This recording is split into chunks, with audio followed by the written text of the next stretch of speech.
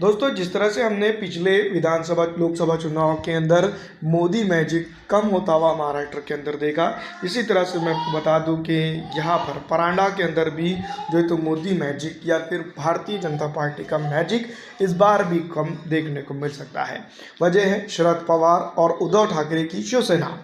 वहाँ पर अगर हम बात करें तो कांग्रेस कुछ एक हद तक के यहाँ पर काफ़ी मत बटोर सकती है। दोस्तों, मैं आपको बता दूं कि जिस तरह से भारतीय जनता पार्टी ने पिछली दफ़ा जो है तो मैं आपको बता दूं कि महाराष्ट्र के अंदर सीट हासिल की थी, उसका असर काफ़ी इस बार हो सकता है।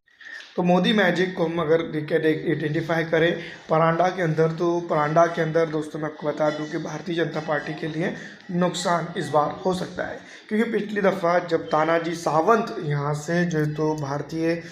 शिवसेना के पैर से चुनकर आए, तो इस बात से ये बात साफ जाहिर होता है कि अगर वोटिंग परसेंटेज हम जो है तो डिवाइड कर रहे थे बराबर बराबर का, तो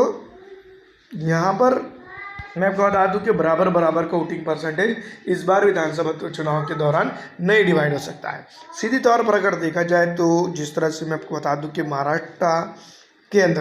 अंदर मराठा आरक्षण का मुद्दा काफ़ी हावी होता हुआ नज़र आ रहा है और सब जानते हैं कि बैकअप किसके लिए काम हो रहा है। तो ये तमाम तर चीज़ें जो है तो मैं आपको बता दूं कि मराठा आरक्षण की अगर हम बात करें तो परांडा के अंदर भी ये काफ़ी हेवी हो सकता है। और रही बात ओबीसी की, तो ओबीसी नेता के लिए यहाँ पर काफ़ी मुश्किलें खड़ी हो सकती है। तो तमाम तर चीज़ों के साथ अगर हम परांडा की तुलनात्मक स्थिति की बात करते हैं तो यहाँ पर भारतीय जनता पार्टी एंड गठबंधन के लिए मुश्किलें हो सकती है। वैसे मैं आपको बता दूं कि काफ़ी कुछ चीज़ें जो तो इसके बाद निकल कर सामने आ सकती है कि महाराष्ट्र के विधानसभा चुनाव के बाद अगर देखा जाए तो काफ़ी कयास आराइयाँ ये भी लगाई जा रही है कि जो तो राष्ट्रवादी कांग्रेस पार्टी जो अजीत पवार गठ है वो विलय कर लेगी राष्ट्रवादी कांग्रेस पार्टी शरद पवार गठ के अंदर। तो देखना ये होगा कि क्या वाकई में ऐसा कुछ हो सकता है। लेकिन परांडा के अंदर अगर देखा जाए इस बार अगर कभी असदुद्दीन अवैसी साहब जो तो अपना प्रत्याशी उतार देते हैं तो क्या अहमियत हो सकती है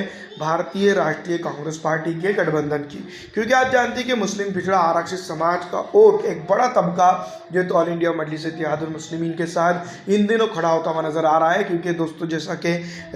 लोकसभा चुनाव के अंदर जो है तो मुस्लिमों को स्पेशली बैकवर्ड कर दिया गया था, यहाँ पर मुसलमानों को छोड़ दिया गया था। 48 सीटें जो है तो यहाँ पर थी महाराष्ट्र के अंदर और कांग्रेस ने जो है तो एक भी मुस्लिम प्रत्याशी नहीं दिए थे। तो ये तमाम तर चीज़ें हैं, देखना ये होगा कि कांग्रेस कहाँ पर बैठती है और किस तरह से दोस्तों मैं आपको बता दूं कि ऑल इंडिया मजलिस इत्तेहादुल मुस्लिमीन इसको डील करती है। आपको क्या लगता है क्या होगा, कमेंट करके जरूर बताइएगा। परांडा के अंदर शिवसेना जीत पाएगी उद्धव ठाकरे गठ की, या फिर इंडिया गठबंधन का कोई और प्रत्याशी यहाँ पर आता है।